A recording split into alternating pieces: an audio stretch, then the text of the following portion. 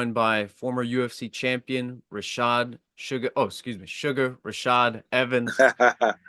Is anybody gonna give homage to Rashad here? We see Mr. Sean O'Malley getting the play on the sugar word, but hello, people. Did we forget? Is it recency bias, or is that just show you how young the fan base is? But that's neither here Yeah, nor there. it's a young fan base. It's all What good is though. here is this amazing interview.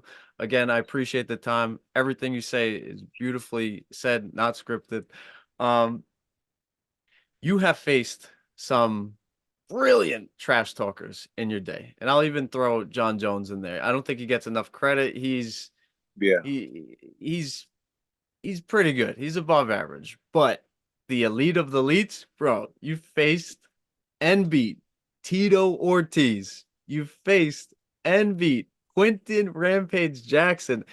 With those guys, and I'm doing going back and watching the Shamrock trilogy with Tito. Man, they were ruthless.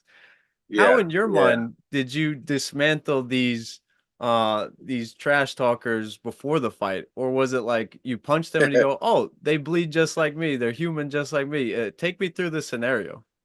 After my first fight with Tito Ortiz, that was the first time that I've ever really encountered that level of trash talking before a fight. It was always respectful up until then. And when I had to fight Tito Ortiz the first time for UFC 73, um, I went out to George St. Pierre's fight, and I'm in the audience in Houston, and I'm with my wife, and this dude comes up to me, Tito Ortiz comes up to me, and he bumps me, and he gets to my face, and at that to that point, I've always been like, I've always followed the code of Bushido, like, I mean, I would talk trash here and there, but for the most part, I knew the sport was a respectful one in that, and when he came up to me, it was some very street shit. So I'm just like, oh, okay, this is how we want to play it. So at that moment, I knew the value in doing that because I knew where the space that put me in. Like when he did that to me, it completely changed my mind from the kind of fight that I thought it was to the fight that ended up developing to being.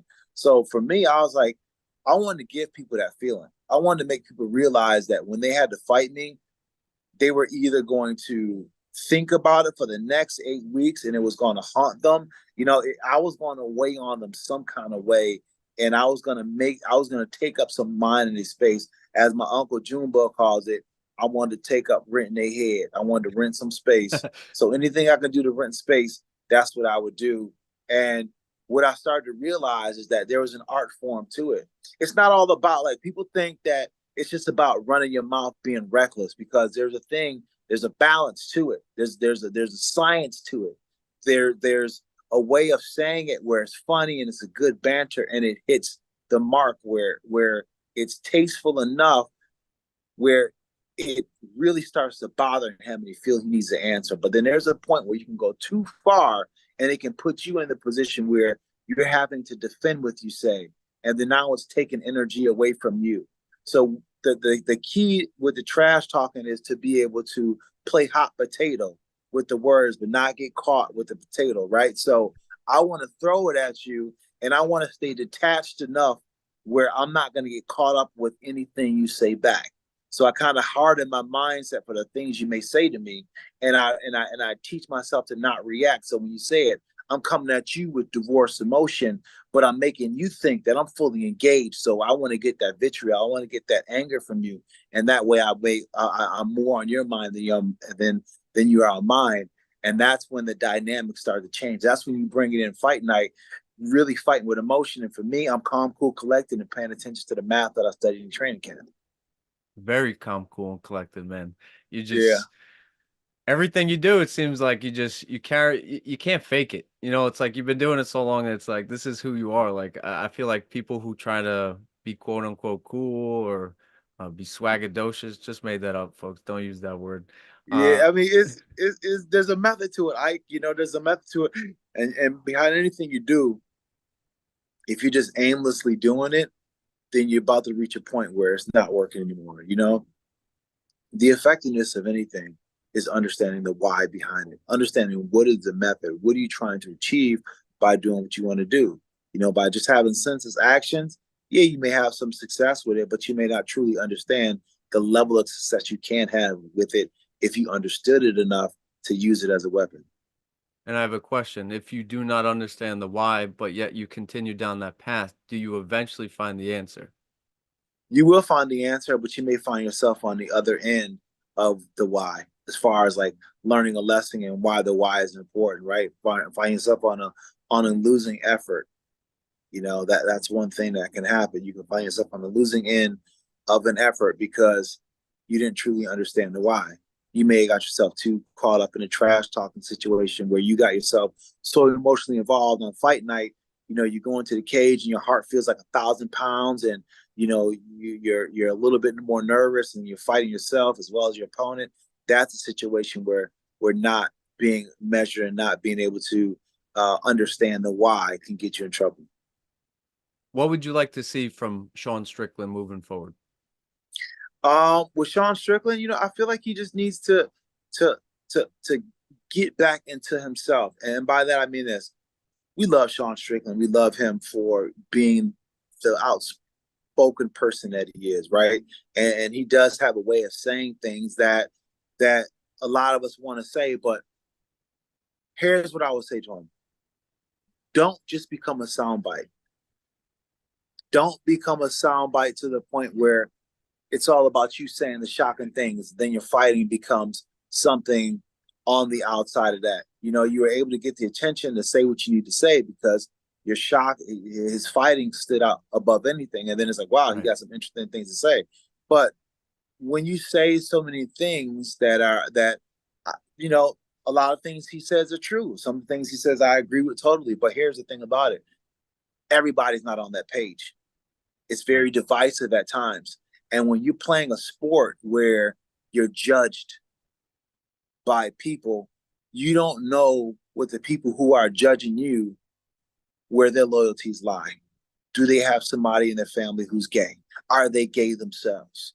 You know what I'm saying? Like, do they fall into any of those categories which you're strongly opinionated about? Because you judge them in a public setting on stage when you got asked a question, and now they secretly judge you as they mark down scores for your rounds, whether you won the round or not.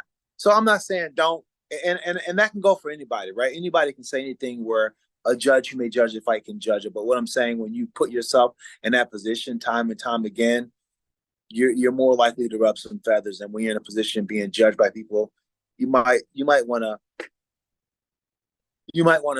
spread it out a little bit. This may sound a little weird, but I feel like if you set yourself up to be judged and criticized, my wife is European and they're very superstitious. Like, Rashad, don't leave your pants on the floor. That would mean somebody will walk over you. Yeah, What was it? If you have an itchy nose, you're gonna get into a fight, so you have to pat your butt. But also, one of their superstitions is that if you have something that's near and dear to you, like a child or like big news, you want to keep that to your heart because you don't want people's evil eye to see it. And yeah, in my opinion, with Colby saying what he said, Sean saying what he said, Connor what he did against Khabib, you all of a sudden just make this energy just start to like resurrect that maybe wasn't there before. And it's like, wasn't there. the fifth round, it's like I watched it. I'm like, yeah, I think DDP had the takedown, more power shots, Yeah, optics were there, but it's like I feel like Sean was fighting a force that he couldn't see in there, and it's like it just yeah. happens. I'm almost happy that now he can kind of reset and kind of go back and just kind of disappear for a bit. I'm sure he's feeling it. In your opinion, I believe it was a good thing for the sport that Conor McGregor didn't win against Khabib because he's already motivated and intrigued a whole generation of fighter. But if Conor, after coming out, attacking Khabib's father, Yeah, kind of religion with the alcohol drink, I think that kind of would have opened a door that like wouldn't be closed. Um, you're you fought these Bushido code fighters. Do you think we're getting back to that? I love seeing the Alex Pereira, the Yuri Prochazkas, like the fighters that their fight sells themselves. Yeah. Or is the UFC going to lean into the trash talk? They always lean into what makes money, and truly what makes money is what the top guys set what makes money. When you have top guys in the weight class that go out there and handle business, that are no nonsense, that don't need to say a lot. The guys like Alex Pereira, the guys like now Dricus Duplessis. You know what I'm saying? Guys like that has the ability to go out there and let their work for them show. The guys like Islam Makhachev and Alex Volkanovski, these great champions, they really say something in the fact that you don't need to say anything. Let your fight and speak for yourself. And here's the thing about it. I don't feel like it needs to be one way because that makes it boring, right? We want to keep it as uniform as the people who continue to fight, right? Because that's why we love MMA. From around the world, we got all these different people from all these different walks of life, and it just enriches us culturally speaking because there's so much difference and there's so many things that are similar, and every group of people that comes from all these different places. But the thing about it is that there are going to be some people who are more braggadocious, who got that flashy side, and there's going to be people who's got that stoic side, that the strong silent types, the one that are like, that still waters run deep, and you better not, you better be careful, you better pack a lunch.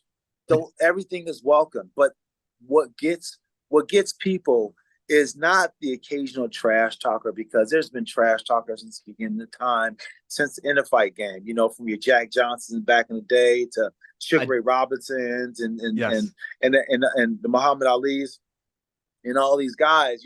There's always going to be the brash characters, but it's when it's not authentic that bothers people. The thing that separates Colby Covington and Conor McGregor is the fact that there's an authenticity with Conor that is just it's just so alluring.